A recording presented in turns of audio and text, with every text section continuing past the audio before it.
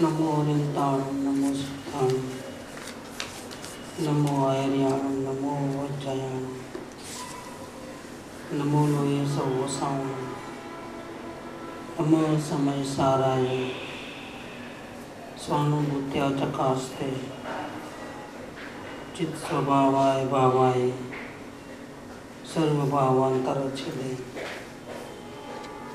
मंगलम भगवान वीरो मंगलम गौतमो गणी मंगलम कुंद कुंदार्यो जैन धर्मोस्तु मंगलम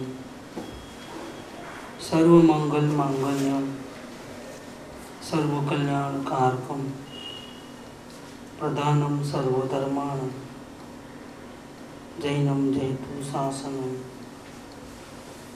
ओंकार बिंदु संयुक्तम नित्यं ध्यायन्ति योगिनः कामदम औषधम चैव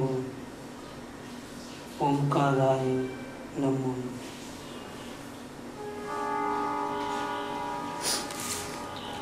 श्रीमद् राजचंद्र वचनामृत पत्र नंबर 368। 25 साल की उम्र में अपने प्रिय शिष्य सौभाग्य भाई को पत्र बम्बई से लिखा है। पत्र में कल थोड़ा विषय चला गया था, आज दूसरा लेक्चर है, दूसरी बात करते हैं। ज्ञानी अपना उपजीवन आजीविका भी पूर्व कर्म अनुसार करते हैं।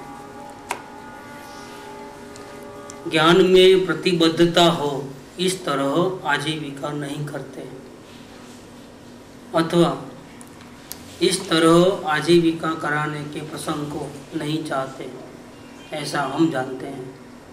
क्योंकि खुद स्वयं अनुभव करते थे ज्ञानी कैसे होते हैं, वो उनको मालूम था अच्छी तरह से। जिसे ज्ञानी में केवल निस्पृह भक्ति है, मतलब आत्मा शांति के अलावा दूसरा कोई लक्ष्य न हो, तो फिर वो निस्पृह भक्ति है। कोई जादू कर देवे, मेरा काम आसान कर देवे, आशीर्वाद दे देवे, ये सब ग्रहित मिथ्यात्व के दर्शन लक्षण है। क्या उनकी आरती उतारें तो फायदा होगा, उनको हार माला पहनाएंगे तो फायदा होगा, ऐसे किसी प्रकार की अपेक्षा और इजी कर लेना है, अपना काम भी ज्ञानी कर देवे, ऐसे जो भाव है वो निष्पृहता नहीं है।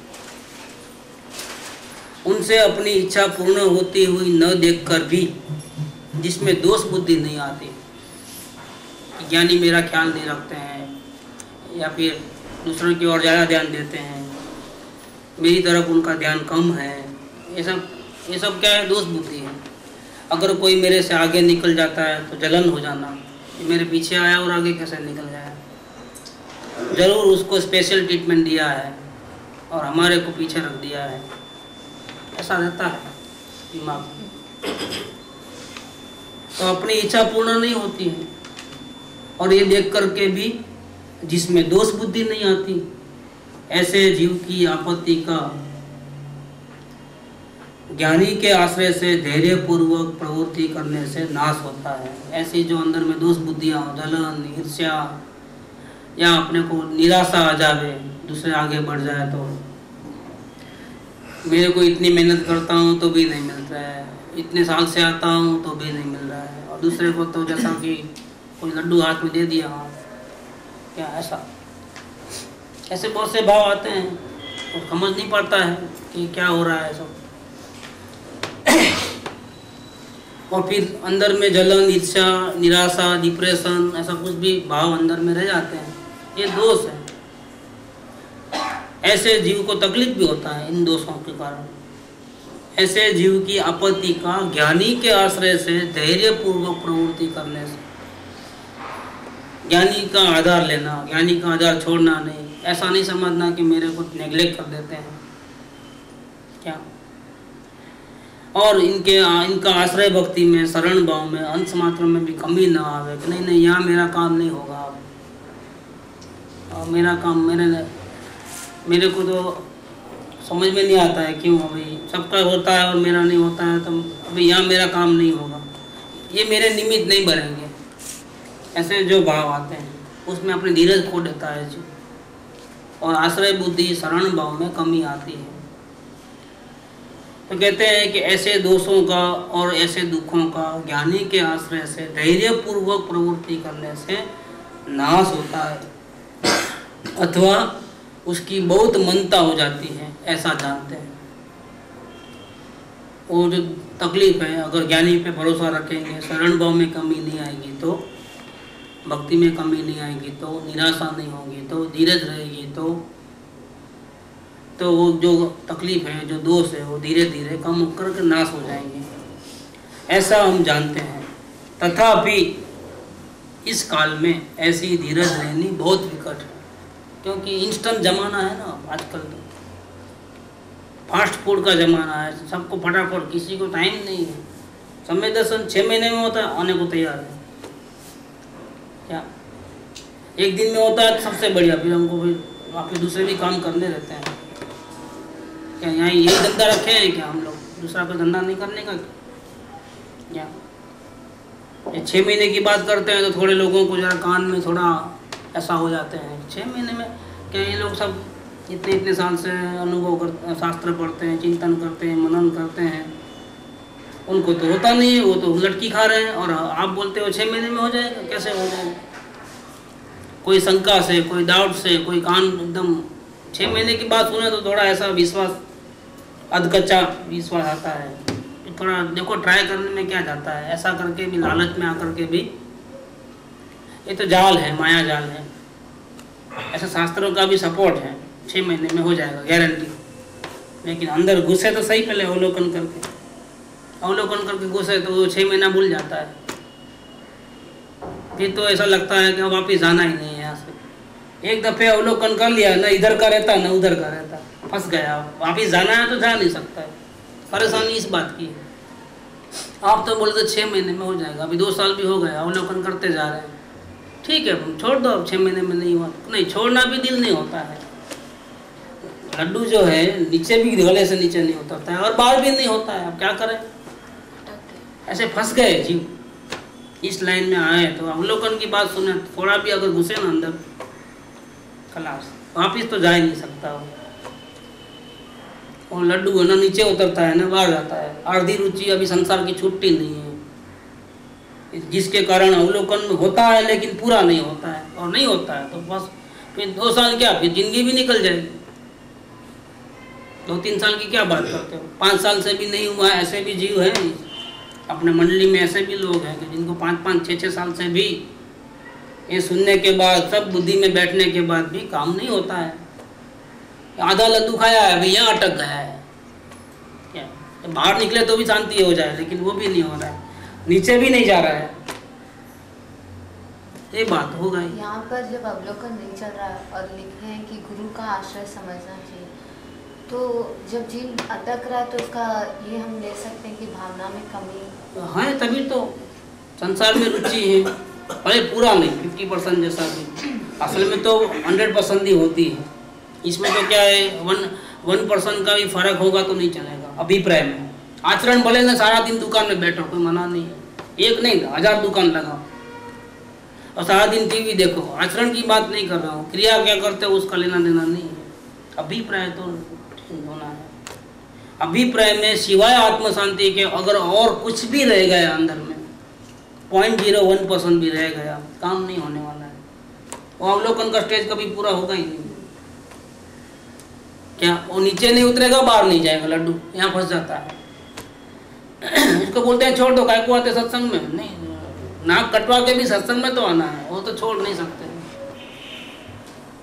लेकिन आधा अवलोकन में इतना टिक सकता है जीव, ये पुण्य है, पुण्य भी साथ में रहते हैं, तो आधा अवलोकन में कितना साल टिकेगा? टिकता नहीं है, लेकिन जा भी नहीं सकता ना, बाहर जाएगा तो तकलीफ है, बाहर भी आग है, कहाँ जाएगा वो?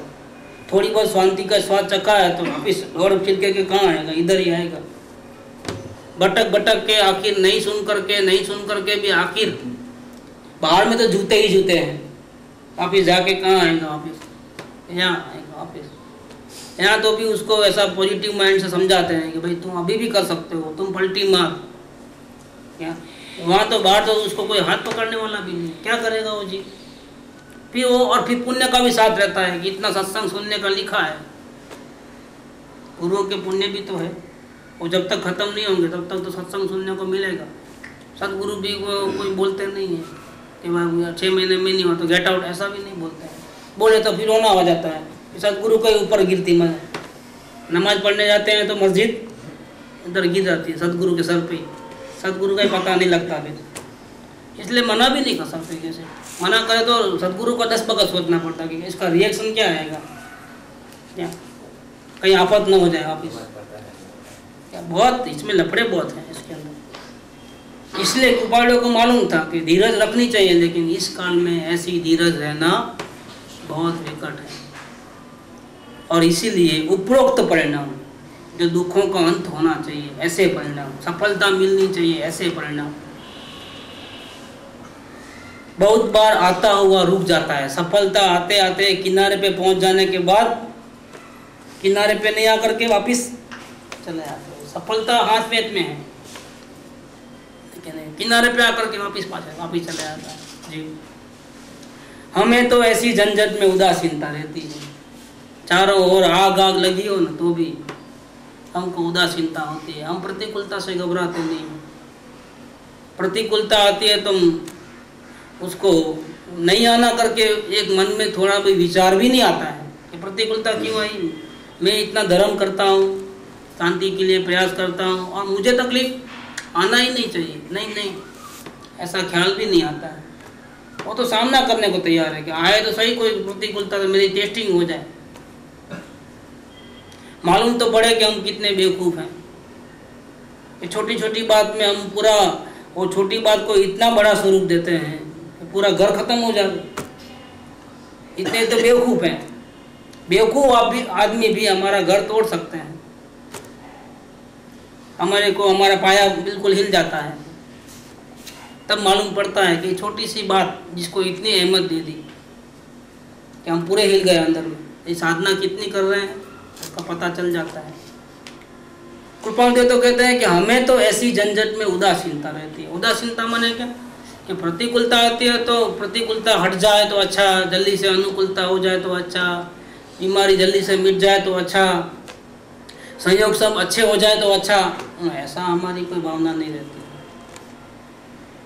और अनुकूलता की चाह बिल्कुल मन में भी नहीं रहती है। जैसा है, जैसा संयोग है वैसा।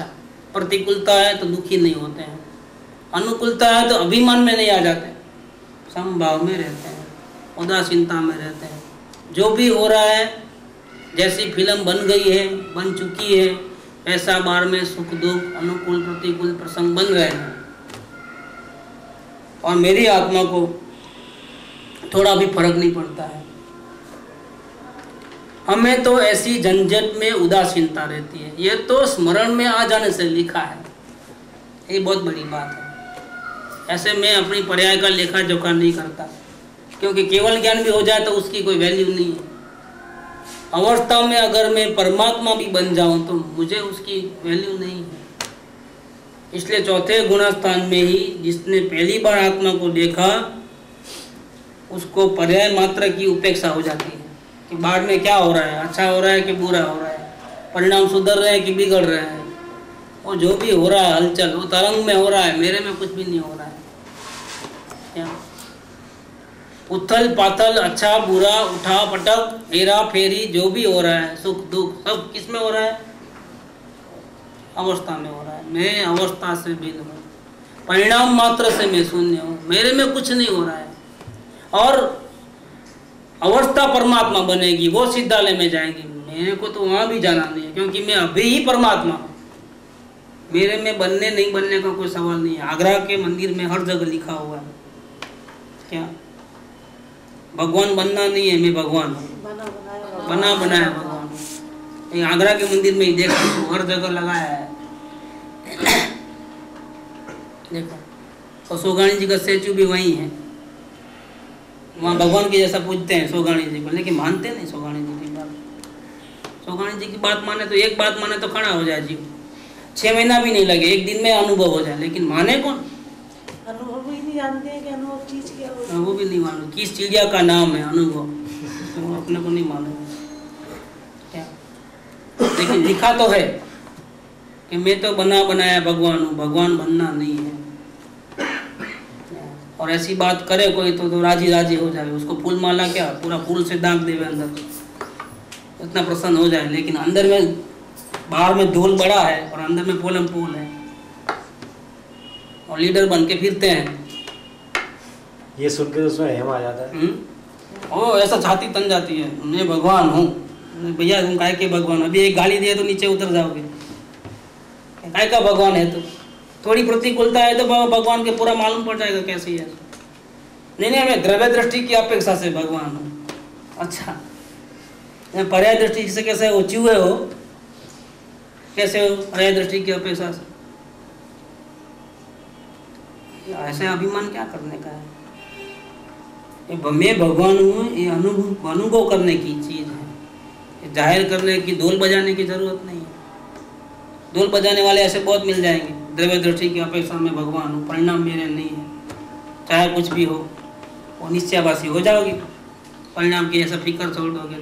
ज्ञानी को तो बैलेंस रहता है, मैं भगवान हूँ इसका अनुभव है, लेकिन पर्याय में क्या हो रहा है उसका भी उसको ज्ञान है, और विचलित नहीं होते। अनुकूल प्रतिकूल परिस्थिति में उदासीन हो जाते हैं। ज्ञाता दृष्टा बाहर उपयोग रहता है तब भी चालू रहता है। दृष्टि की दौड़ चैतन्य तत्व के साथ बांध ली है। कभी पतंग ऊंचे जाती है, कभी नीचे आती है, कभी इधर जाती है, कभी उधर जाती है, लेकिन वो दौड़ नहीं छूटती है ना, तो पतंग सलामत है। तेरे चैतन्य की दौड़, तेरी दृष्टि की दौड़ चैतन्य के साथ बांध लेना, बेंसरी कहते हैं। फिर पतंग तेरे हाथ में है। कभी होता है नीचे ऊपर होती है, लेकिन घबराने की कोई बात नहीं है, पतंग फिर भी तेरे कंट्रोल में है। ऐसे जीवन रूपी पतंग जो है कंट्रोल में रहती है अगर परमात्मा हमारे साथ में है। हम एक सेकंड मात्र भी परमात्मा को नहीं भूले तो, लेकिन हम तो थोड़ा कुछ हुए तो भूल जाते हैं। प्रतिकूलता ज़्यादा आई भूल जाते हैं, अनुकूलता ज़्यादा आई भूल जाते हैं। परमात्मा को भूलना हमारे लिए आदत बन गई है, कुटेव बन गई है। कितना भी हम खुद जागते नहीं, और कोई जगाए तो भी जागने को राजी नहीं है। 45 साल तक गुरुदेव ने बोला तुम परमात्मा हो, तुम परमात्मा हो, लेकिन अभी तक वो टेप को डट रहे हैं, लेकिन हम परमात्मा है ऐसा अनुभव, हम तो देवचंद भाई हैं ऐसा चालू। अंदर में वो मान्यता बदलती नहीं है, असल में मान्यता बदलनी चाहिए। जी अवलोकन चल रहा है और सडनली प्रतिकूल आ गया सब, मगर उसी समय अंदर तक हिल गए और फिर 1 मिनट के बाद ही मालूम पड़ गया ये। ठीक है, लेकिन 1 मिनट के बाद भी मालूम पड़ता है तो अंदर तक हिल गए, तकलीफ तो हो जाती है वो साधना में कमी होने के कारण, लेकिन मालूम पड़ता है वो साधना है। अभी साधना में कमी है, इसीलिए ऑन द स्पॉट जो भिन्नता होनी चाहिए वो नहीं होती। थोड़ा दुख हो जाता है फिर संभल जाते हैं और नेक्स्ट मोमेंट से साधना चालू होती है, उस समय में नहीं होती है। अगर उस समय में होए तो हमारी भूमिका बहुत अच्छी समझना, उसी वक्त समझो मुनिराज की जैसी भूमिका समझना, नहीं उसके लिए तो बहुत प्रैक्टिस की जरूरत है। लेकिन इतना भी होता है तो डिप्रेस होने की जरूरत नहीं है, नेक्स्ट मोमेंट में तो ख्याल में आता है। और फिर पुण्य का उद्देश्य है, सत्समागम भी है, सत्संग भी है, उसकी भी अगर हम कहीं भूल जाते हैं तो वो भी जगाते हैं और गाड़ी चलती है। जितना हो सकता है उतना करना है, कोई मार तोड़ करके भगवान तो बन नहीं सकता आज का आज ही। सम्यक दर्शन तो 6 महीने में फटाफट कर सकते हैं, लेकिन भगवान बनना है तो फिर वो तो बहुत मुसीबत का। और चारित्र में तो सोगाणी जी को ही पसीना आता था। सम्यक दर्शन प्राप्त करने में, आत्मा को देखने में, पहली बार अनुभव करने में जितना परिश्रम होता है, इससे अनंत गुना ज़्यादा परिश्रम परमात्मा बनने में लगता है। ये कोई इतना आसान और भी मालूम पड़ती है, ऐसा दुख लगा ना गुरुजी, वो सुख खोजे बिना रहा नहीं। और ऐसे अपने परिणाम का ज्ञानी को भी अवलोकन करना चाहिए, क्योंकि अपने परिणति में फिर भी अपने कितने सारे दोष रह गए हैं, उसका पता चलेगा, उसको दुख लगेगा कि फिर मैं ज्ञानी और अज्ञानी में क्या फ़र्क, पहले जैसा ही अर्ताव करता हूँ, फिर मेरे में क्या अंतर है, मुझे क्या फ़ायदा होगा आत्मज्ञान का। ऐसा करके उसको अपने पर दुख होता है तो उसकी साधना आगे बढ़ती है।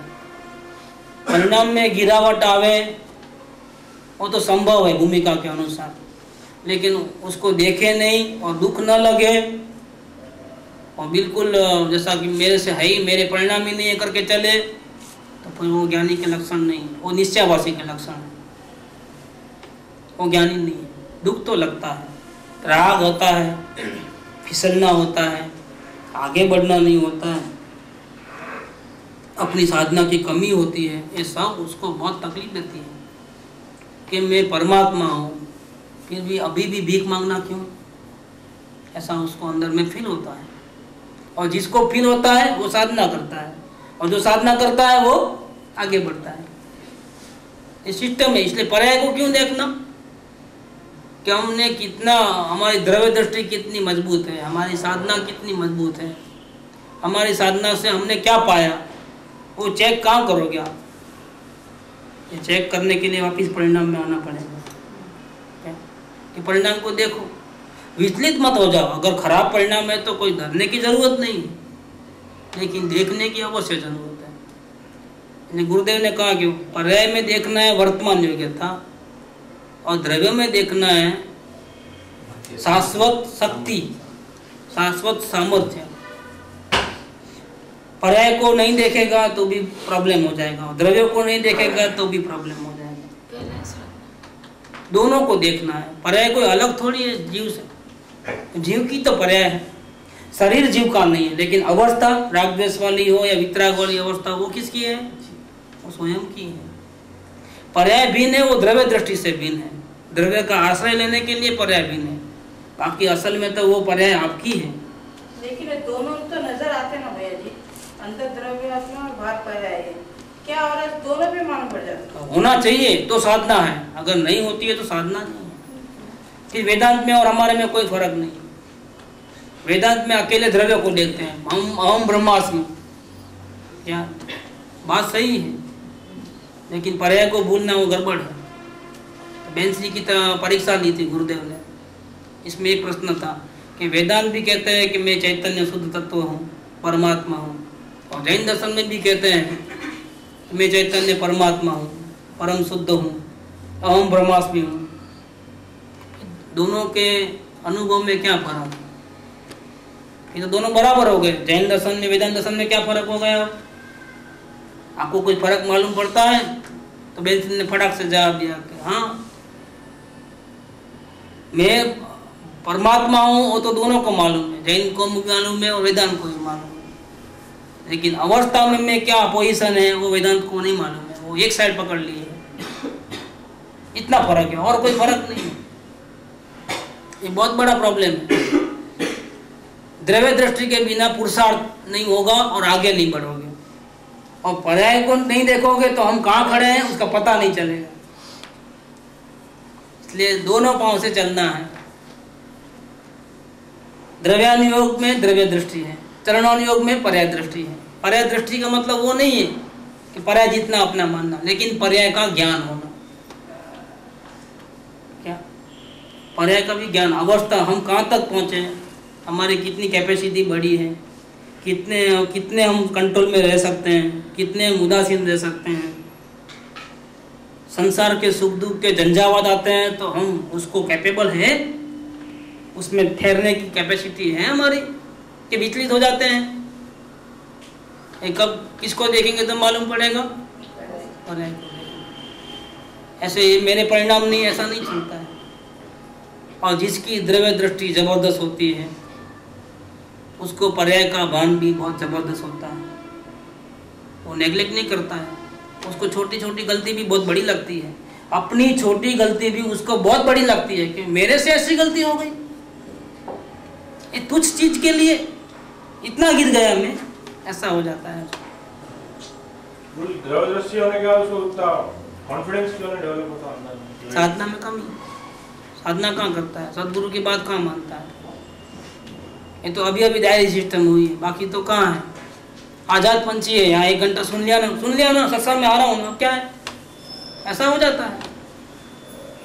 और सत्संग में आया जैसा कि तीर मार लिया बहुत बड़ा, ऐसा बहुत बड़ा काम कर लिया। कितना आपका आत्मा के ऊपर उपकार कर रहा हो, दुनिया वालों के ऊपर कितना उपकार कर रहा है, कि बाद में कैसे ही परिणाम चले बोले। अपने घर वालों को नहीं संभाल सकते, ऐसा हो जाता है।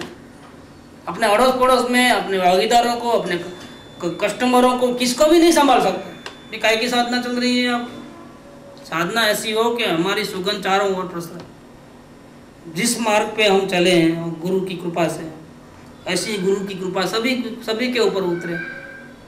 हमारा जीवन देख करके लोग पूछते आए कि भाई क्या आपको क्या मिल गया है ऐसा, हमको भी दिलाओ। तो सामने से पूछे, ये तो हम अपने को भी नहीं संभाल सकते हैं। साधना में कमी है तो फिर क्या करोगे? हमारे में वितरागता बढ़ेगी तो बाहर में मालूम पड़े बिना नहीं रहेगा। लेकिन हम सत्संग में आते हैं फिर भी हमारे में वितरागता नहीं बढ़ रही है। लोगों को नहीं मालूम पड़ता है, लोगों को आश्चर्य होता है कि रोज सत्संग में जाते हैं फिर ऐसे परिणाम क्यों है। ऐसा हो जाता है हमारा जीवन देखें तो, विश्वास नहीं आता है किसी को। फिर फायदा क्या? फिर इससे तो हम अच्छे हैं कि सत्संग में जाते हैं तो भी आपके बराबर ही है। लोगों को बहुत अपेक्षा है, अगर आप सत्संग में जाते हो तो आपकी जिम्मेदारी बहुत ज्यादा है। ऐसे आप सत्संग में नहीं आओ तो झगड़ा करो, पंचायत करो, चोरी करो, झूठ बोलो, जो भी करना है करो।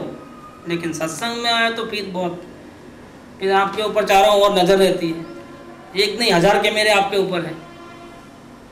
सत्संग में आते हो तो फिर आप कुछ भी हेल फेल नहीं बोल सकते, हेल फेल वर्तन नहीं कर सकते। बोलने में बहुत ध्यान रखना पड़ता है। कठोर वचन नहीं बोल सकते, किसी के दिल को दुखा नहीं सकते। दुखा है तो आपका तो कुछ नहीं बिगड़ेगा, आपके निमित्त से धर्म की विराधना होगी, उसका क्या। लेकिन वो इतना ध्यान सोचते नहीं है, इतना सोचते हैं। ये सब आपने को तकलीफ होगी जब मुनि बनेंगे न, तब मालूम पड़ेगा, तब कितना तकलीफ हो जाएगा। और श्रेणी लगाने में बहुत तकलीफ हो जाएगी। श्रेणी लगेगी नहीं, अंदर स्थिरता नहीं बढ़ेगी, क्योंकि धर्म की विराधना अभी भी चालू है। अपने निमित्त से कोई धर्म से दूर हो जाए, ऐसे हमारा जीवन है। साधना में कितनी कमी है। 122 पूर्वे करेला करो कोरे करो। हाँ तो खसेड़ो पड़े ऐसे। ये क्यों ऐसा होता है? समय का इतना क्यों समय जाता है? हमारी मेहनत किसी को तो 2 दिन में हो जाएगा और किसी को 6 साल में भी नहीं होगा। क्यों? विराधना का फल है। और अभी भी कहाँ मानते हैं सदगुरु की बात? सर्वसमर्पण भाव कहाँ है? गर्दन काट के कहाँ रखी है? थोड़ी अपनी बुद्धि से भी तो चलाते हैं। इतनी बात आपकी सही है, उतना मानते हैं। लेकिन इसका अब ये कब क्या पूछना है इतना? वो तो अपने आप कर लेना है, आपको डिस्टर्ब नहीं करना है। अभी आपकी तबीयत बराबर नहीं रहती है, फिर हमको वो भी ख्याल रहता है। अपनी आत्मा से ज़्यादा गुरु का भी ख्याल रखोगे तो परेशानी हो जाएगी। ये मार्ग तो ऐसा है कि अपने को तीरना है तो कुछ भी, कौन डूब रहा है कौन तीर रहा है नहीं देखना है, अपने को बचा लेना है।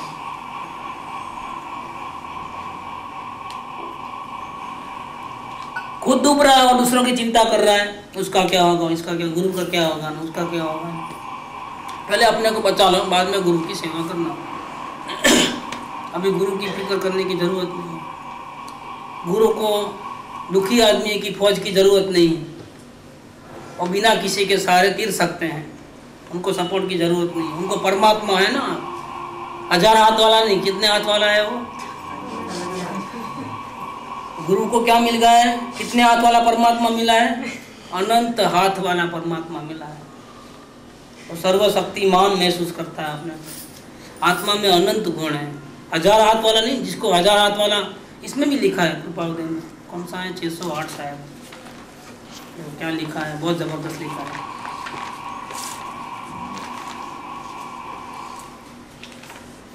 हाँ 608 नंबर। तथा रूप गंभीर वाक्य नहीं है, मतलब थोड़ा लैंग्वेज बहुत गलत है, इतना सीरियस लैंग्वेज में नहीं लिखा है, फिर भी उसका आशय बहुत गंभीर है। इसके पीछे जो मर्म है ना बहुत जबरदस्त है। इसीलिए एक लौकिक कहावत, लौकिक वचन, लोकोक्ति, उसका आत्मा में अभी बहुत बार स्मरण हो आता है। मेरे को बार बार इसकी मामूली चीज़ की, मामूली कहावत या कोई खड़ी है, पंक्ति है, उसका मुझे बार बार स्मरण होता है। वह वाक्य इस प्रकार है गुजराती लैंग्वेज में है। रांडी रुवे ये शब्द गलत है। रांडी रांडी रुए मांडी रुए पण साथ बरताल वाली तो मोढू ज न उगाड़े। समझे इसका अर्थ क्या है? किसी को समझ में आ रहा है? नहीं आ रहा है। जिसका मर्द गुजर गया है उसको लोक में क्या बोलते हैं? रांडी बोलते हैं, विधवा। विधवा मांडी रुए मतलब क्या? जिसका स्वामी जिंदा है। क्या तो कहते हैं कि रांडी रुए, वो रोवे, मांडी भी रोवे, क्योंकि धनी तो हाजिर है लेकिन बराबर उसको संभालता नहीं है, तो उसको भी तकलीफ है।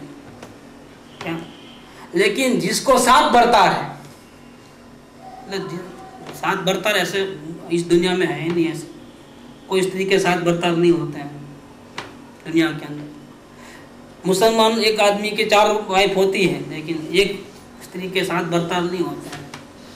लेकिन एक कहावत ऐसी है कि रांडी रुए मांडी रुए पण साथ बर्ताव वाली तो मोढू ज न उगाड़े। मोढू ज न उगाड़े माने क्या? जिसको साथ स्वामी हो उसको कंप्लेन करने का मौका ही नहीं होता है। और कंप्लेन किसको करे? क्योंकि सब सुविधा मिलती है। एक नहीं, कितने संभालने वाले हैं? 7 संभालने वाले हैं। उसको किस बात की तकलीफ है? उसका पाँव ही जमीन पे नहीं रहे। क्या किस बात की? कोई बात की तकलीफ नहीं पड़ती उसको। अब इसका अर्थ कृपालदेव ने क्या लिखा है? नीचे तो अर्थ किया है इधर हिंदी में। रांड रोए सुहागन भी रोए परंतु साथ बर्ताव वाली तो मुंह ही न खोले। मतलब कंप्लेन करने का उसको कोई अवसर नहीं है। अब देखो क्या कहते हैं, वाक्य गंभीर न होने से लिखने की प्रवृत्ति न होती। ऐसे वचन मेरे को शोभा नहीं देते कि मैं लिखूं रेफरेंस के कॉन्टेक्स्ट में भी, परंतु उसका आशय बहुत गंभीर है और अपने विषय में विशेष विचारणीय लिखने से, मतलब अध्यात्म के विषय में, इसका उपयोग हम कर सकते हैं, सही इस्तेमाल कर सकते हैं। इसीलिए आपको पत्र लिखने का स्मरण हो आने से ये वाक्य लिखा है। इस पर यथाशक्ति विचार कीजिएगा। क्या लिखा है कि जिसको अनंत हाथ वाला परमात्मा सपोर्ट कर रहा है, क्या परमात्मा के दर्शन हो गए हैं, ऐसे ज्ञानी पुरुष जिसको मिल गए हैं, अभी भी मुझे ये तकलीफ है, वो तकलीफ है, ऐसे है, वो है, अवलोकन बराबर नहीं चलता है, ऐसे दोष नहीं छूटते हैं, बार बार फंस जाता हूँ, पुरुषार्थ नहीं चलता है, ये सब रोने की बात करता है तो उसको मतलब ऐसा ये 7 बर्ताव क्या अनंत बर्ताव मिल गए तो भी रोना ही रोने का है उसको, उसे मिले ही नहीं, जैसा मिला ही नहीं है। बस ये बात है। ज्ञानी मिलने के बाद तो उसको पावर आ जाता है, अरे मैं भी कर सकता हूँ, मैं भी पा सकता हूँ, ऐसा पावर आ जाना चाहिए और रोना धोना बंद कर दो। लेकिन नहीं, ज्ञानी भले ही मिले हैं लेकिन उसको नहीं मिलने के बराबर है। क्यों? आश्रय कहाँ है? ज्ञानी से प्रेम कहाँ है? ज्ञानी की बात है, ज्ञानी को अपने अंदर में अनुभव बिठाया नहीं है ज्ञानी को। वो तो शरण देने के लिए तैयार है लेकिन वो सोचते हैं कि नहीं, ज़्यादा बोलने लगाएंगे तो उनका गला दुखेगा, उनकी तबीयत ठीक नहीं है। भाई तुम अपनी संभालो ना, तुम अपने को नहीं संभाल सकते। ज्ञानी की क्या संभालने निकले हो? ज्ञानी को अंदर में अनुभव किया ना तो अपने आप भक्ति अपने आप फूटेगी। वो अंदर में बिठाओ तो फिर कंप्लेन करने का मौका नहीं है। फिर कभी ऐसा विचार भी नहीं आएगा कि मेरी मुक्ति होगी कि नहीं होगी, होगी होगी और होगी, ऐसा हो जाता है। लेकिन ये तो क्या है, खुद ही खुद रो लेता है, दुखी हो जाता है खुद ही खुद। ज्ञानी मिलने के बाद भी, 7 बर्ताव मिलने के बाद भी रोते रहना शर्म की बात है। ये कहने का मतलब है, सौभाग्य भाई को लिखा है पत्र कि आपको क्या अभी भी आपको रोने की जो आदत है वो छूटेगी नहीं? क्या कब छूटेगी आपकी रोने की आदत? क्या फिर आपको ज्ञानी मिले तो क्या फायदा हो लिया आपने? परमात्मा आपको मिले तो क्या फायदा हुआ आपको तो कोई फायदा नहीं हुआ। हाँ, जिसका स्वामी जिंदा न हो वो रोवे, जिंदा हो लेकिन तकलीफ देता हो तो रोवे, लेकिन आपको तो सब सपोर्ट है, फिर काय को रो रहे हो? फिर काय को डाउट, मेरा समय दर्शन होगा कि नहीं होगा, मेरे को आत्म दर्शन होगा कि नहीं होगा, मेरे ये दोस्त जाएंगे कि नहीं जाएंगे? अभी क्या है, अपनी बुद्धि का इस्तेमाल करता है कि ज्ञानी हर जगह बराबर है, लेकिन कहीं कहीं उनकी भी गलती होती है। एक भी गलती अगर देखी ना तो खड्डे में गिरोगे तुम ही। ज्ञानी को कुछ होने वाला नहीं है। ज्ञानी आपकी नजर में जो ज्ञानी गलती करते हैं ऐसा लगता है, उनकी नजर में तो उन्होंने सही किया है। जगतना अभिप्राय जोईने जीव बोध पाम्यो छे, पर ज्ञानीना अभिप्रायने समझी शक्यो નથી। जे जीव ज्ञानीना अभिप्रायने समझे छे ए जीव ज्ञानी थाय छे, उसकी साधना अच्छी चलती है।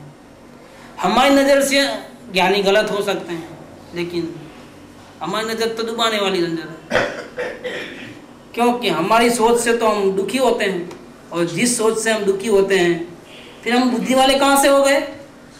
बुद्धि वाले तो दुखी नहीं होते हैं, फिर आप दुखी क्यों होते हैं? यही प्रूव करता है कि आपकी सोच गलत है। और ज्ञानी की गलती भी होती होगी आपकी नज़र में, लेकिन ज्ञानी मस्त राम है, ज्ञानी को कोई तकलीफ नहीं है। इसीलिए वो गलत करते हैं आपकी नज़र में, तो भी वो बिल्कुल सही करते हैं। अगर आपको गलती दिखती है तो आप दुखी हो जाओगे, आप आगे नहीं बढ़ पाओगे। ये कहने का मतलब है। तो ज्ञानी की फिक्र करने की जरूरत नहीं है, उनको 1000 हाथ नहीं, अनंत हाथ वाले परमात्मा मिले हैं, वो अपनी संभाल खुद कर सकते हैं। उनको साधना करने के लिए कितना जिंदा रहना, कितना क्या करना, कब जीने की आशा छोड़ देना, सब उनको पता है। वो बहुत अलर्ट है। हम बेकार की चिंता करके प्रॉब्लम खड़े कर देते हैं बिना वजह के, लेकिन वो आपको तकलीफ होने वाली है। यहाँ कृपादेव ये बात कहते हैं कि हमें तो ऐसी झंझट में उदासीनता रहती है, यह तो स्मरण में आ जाने से लिखा है। बाकी हमारे को परिणाम कितने अच्छे रहे हमारे को कोई फिक्र नहीं है। परिणाम की हमारे पास कोई वैल्यू नहीं, देख लेते हैं लेकिन विचलित नहीं होते हैं। संयोग अनुकूल प्रतिकूल होते हैं, ज्ञान में सब आता है लेकिन विचलित नहीं होते हैं। और परिणाम में भी उतार चढ़ाव आते हैं, देख लेते हैं लेकिन विचलित नहीं होते हैं। हमें तो ऐसी झंझट में भी उदासीनता रहती है, माने संभाव रहता है, सुख दुख का अनुभव नहीं होता है, हर्ष शोक नहीं होते हैं, बैलेंस में रह सकते हैं। ये तो स्मरण में आ जाने से लिखा है कि मेरी अवस्था कितनी अच्छी है, मेरी साधना कितनी अच्छी है। ये कोई दिखाने की चीज थोड़ी है। क्या देखो मेरी साधना अच्छी चल रही है, मैं अब पहले था गलती लेकिन अभी तो बिल्कुल करेक्ट हूँ। कितना भी करेक्ट हो तो भी परमात्मा से पीछे हो।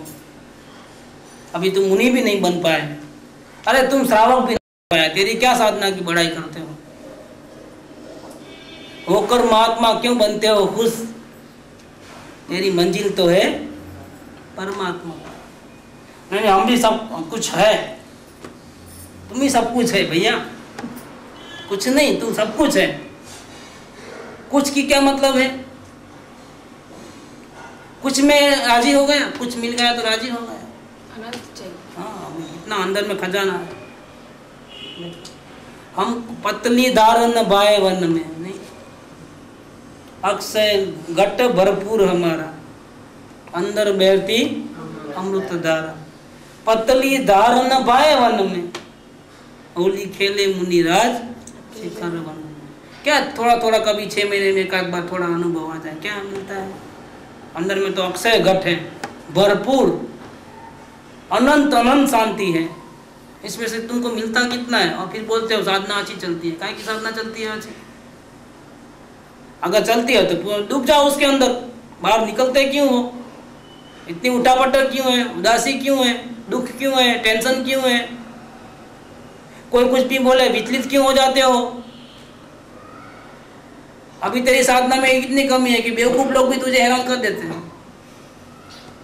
क्या जिसको कुछ पता ना आता है, कुछ नहीं है, तो भी वो थोड़ी बात कर लेगा तो इतना वेट कर देते हो कि तुम्हारी साधना खलास, 0 पे आ जाते हो। वापिस चढ़ोगे, वापिस 0 पे, वापिस चढ़ोगे। एकाएक की साधना है। हम में विद्यमान परम वैराग्य व्यवहार में कभी भी मन को लगने नहीं देता है। ये इनकी अवस्था की बात कर रहे हैं। कृपादेव की इतनी जबरदस्त साधना थी, तो उनको पता है कि कितनी अच्छी साधना है। परम वैराग्य, वैराग्य नहीं, कैसा है? परम वैराग्य। जैसे सोगाणी जी को था परम वैराग्य। परम वैराग्य में क्या होता है? अशुभ भाव तो सबको बुरे लगते हैं, अच्छे नहीं लगते, स्वभाव भी बुरे लगते हैं, लेकिन उनको शुभ भाव भी बुरे नहीं, भट्ठी के समान लगते हैं। अपनी साधना को टिकाने के लिए उनको सत्संग की भी जरूरत नहीं पड़ती थी, पूजा भक्ति भी की जरूरत नहीं थी, शास्त्र वांचन की भी जरूरत नहीं थी।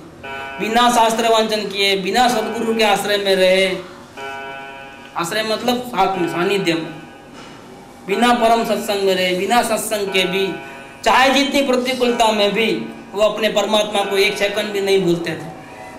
उनकी साधना इतनी अच्छी चलती थी। उनको शुभ क्रियाओं का आधार लेने का जरूरत नहीं थी। ऐसे वो शेर थे जंगल के, टोले की जरूरत नहीं थी उनको, क्या आगे पीछे मुमुक्षुओं के साथ की जरूरत नहीं थी। वो शेर थे, अकेले साधना कर सकते थे। उनको तो शुभ भाव भी भट्ठी लगते थे, ऐसी साधना थी, ऐसी इनकी। शुभ भाव भी भट्ठी लगे तो उदासीनता कितनी, क्या?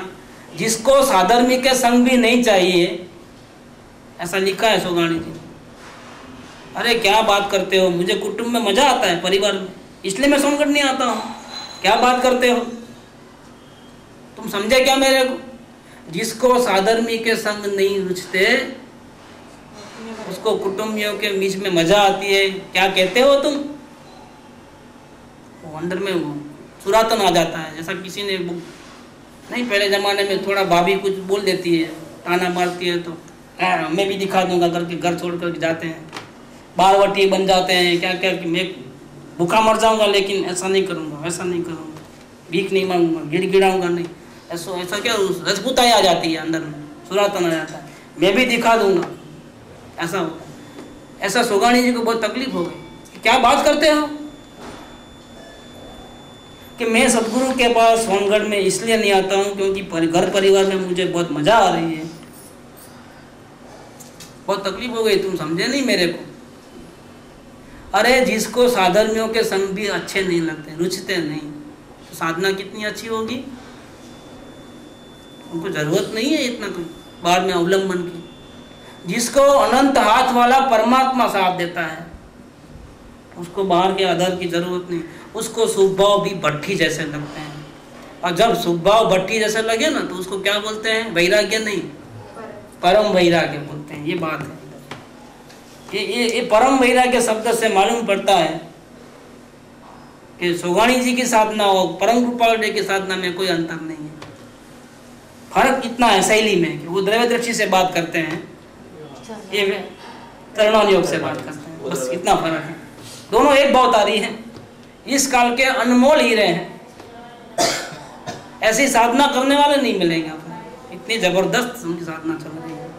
इसलिए वो कहते हैं कि हम में विद्यमान परम वैराग्य व्यवहार में भी कभी भी मन को लगने नहीं देता है, चित्त कहीं ठहरता ही नहीं। क्या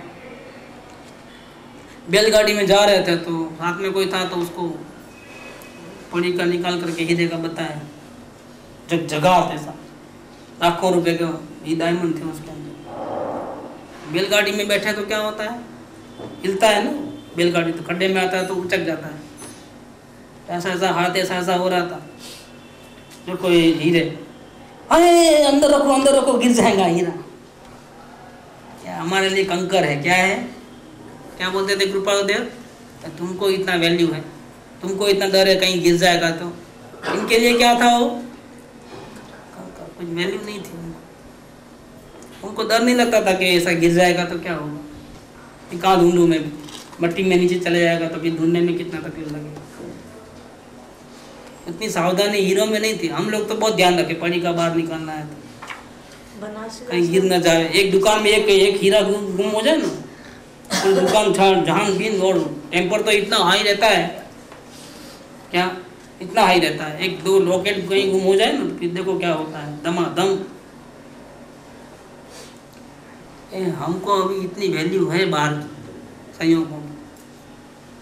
इसका मतलब ये नहीं कि दरवाजा खुला रख देना और सब लुटा देना। ये बात कहने के लिए बात नहीं कर रहा हूँ, तो सब खत्म फिर। कहीं भी रख देना बैग किधर भी, पूरा ना लोगे पानी से। इसलिए नहीं बोल रहा हूँ, हम अंदर के भावों की बात कर रहा हूँ। परम वैराग्य अंदर में रहता है, बाहर में सावधानी रहती है उनको भी, ऐसी बात नहीं है। क्या बंडल आया रख दिया, गिना भी बिना गिने, अब जो होना होगा होगा, नसीब में होगा सो आएगा, नहीं आएगा। पुरानी नोटें आ जाएंगी 500 क्या बैलगाड़ी में हीरे के पैकेट चलते चलते खोलते हैं। सही बात। अपने परमात्मा को भूल जाते हैं ना, हीरा खो देते हो और कुछ नहीं। एक सेकंड भी अपने परमात्मा को भूले लो तो अपना हीरा खो देते हो। फिर दूसरों में अधिकता आती है, फिर राग द्वेष होते हैं, अच्छा बुरा होता है, इष्ट अनिष्ट की कल्पनाएं होती हैं। ये क्या है? ये पत्थर लेकर के सर पे मारते हो और कुछ नहीं है, हिल जाते हो, पूरा जड़ें हिल जाती है पूरी। काय के परमात्मा बोलने के परमात्मा, बाद में काय के परमात्मा हो, कुछ नहीं है, पूरा धोलम धोल पोलम पोल है। हम में विद्यमान परम वैराग्य व्यवहार में कभी भी मन को लगने नहीं देता, और व्यवहार का प्रतिबंध तो सारे दिन भर रखना ही पड़ता है। आई बात? ऐसा नहीं कि दरवाजा खुला कर दो, जिधर आए इधर चीज रख दो, बेफिक्र हो जाओ।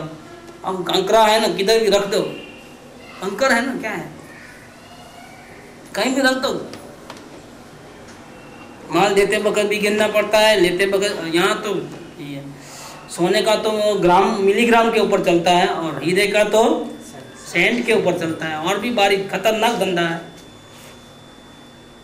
एकदम।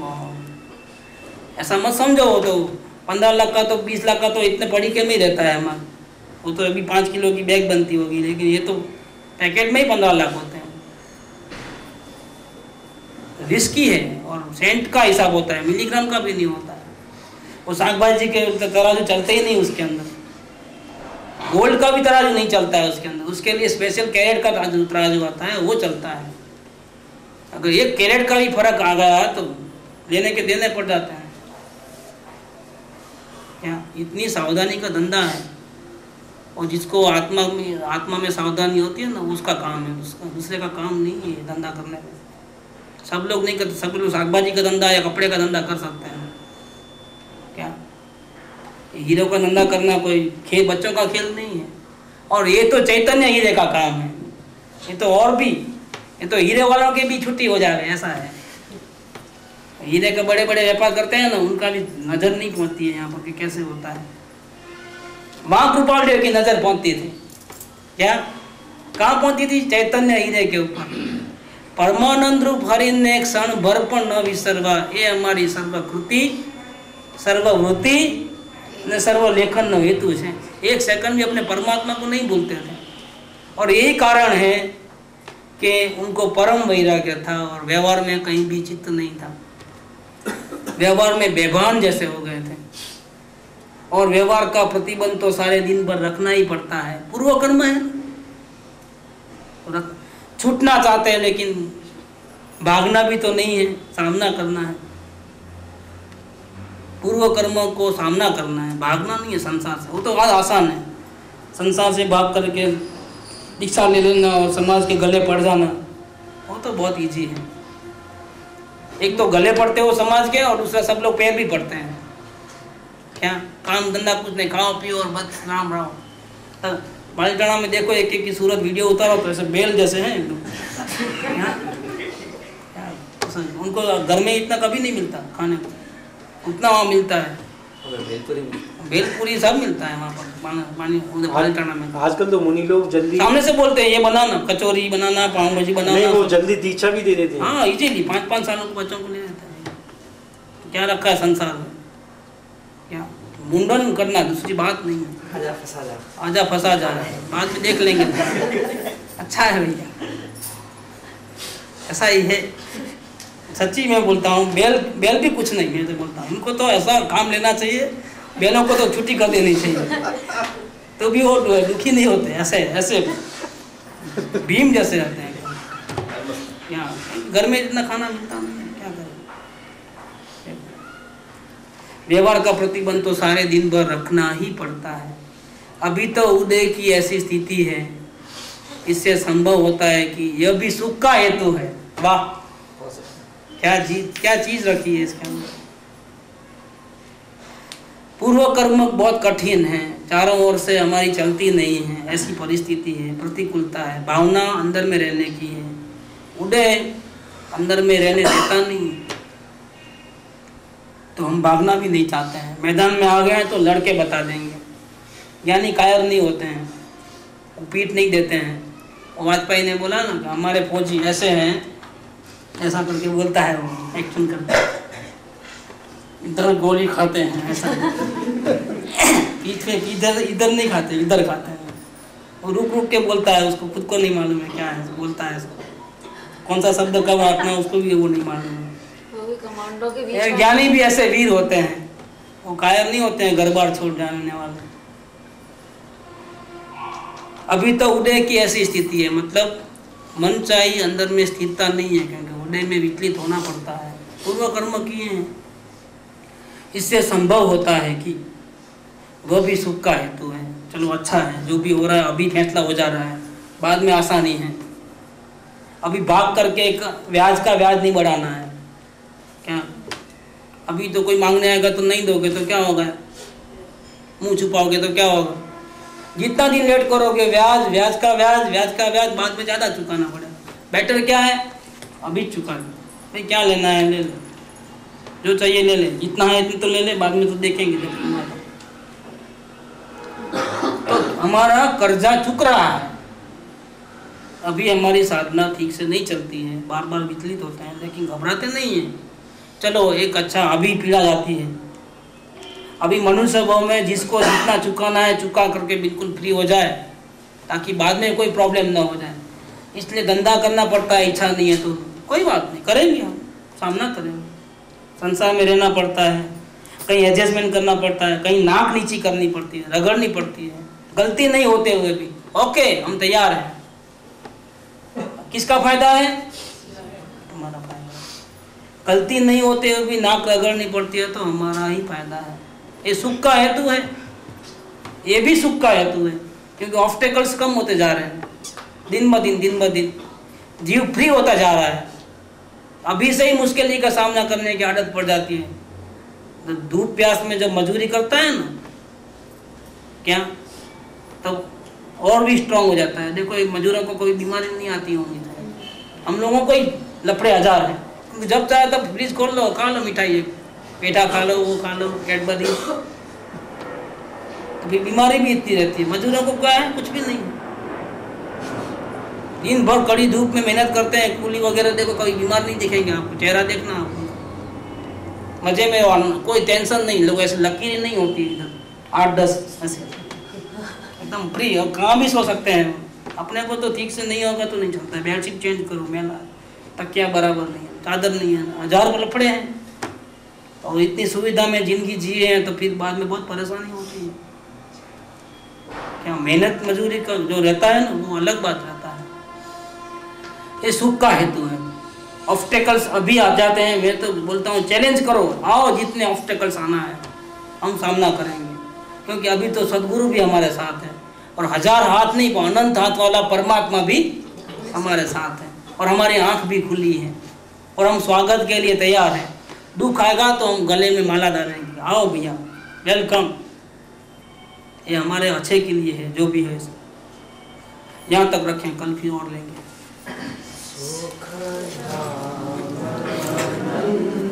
सुशांत